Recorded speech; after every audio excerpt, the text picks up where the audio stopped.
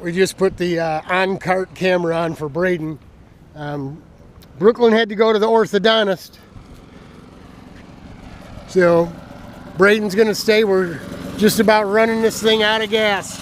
We tried running it in the opposite direction, and every time he came off the corner, it would stall.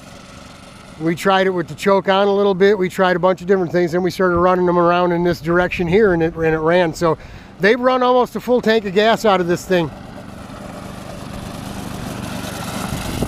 Brayden didn't want to go to the orthodontist with his sister. He wanted to stay and ride the go-kart some more. Hey, that's my boy. So he's having a good time, and we got a camera on the go-kart, so he's going to get his own in-car. We may have to start a YouTube channel for him, his own little YouTube channel. He's doing real well. What we're learning now is that down the middle of the yellow lines is the racetrack on the straightaway, and to go into turns, when you come off the turn, get back onto the little straightaway between the lines. So he's even learning a little racing line. I mean, and this is an 8-year-old kid that has never done this before. So his dad isn't a motorsports guy, other than he watches some NASCAR because he likes to drink and party. Like his grandpa, like his grandpa, like his own dad. So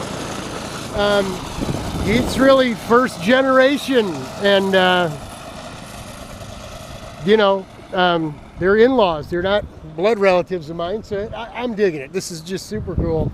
Couldn't be happier. I thought for sure Brooklyn would have been the one who was just bonsai, going crazy, going fast, and that's not at all the case. Brayden is the one that found the sensitivity of the gas pedal and how to get around and work it all out real good. So we're gonna let him run this thing until it runs out of gas.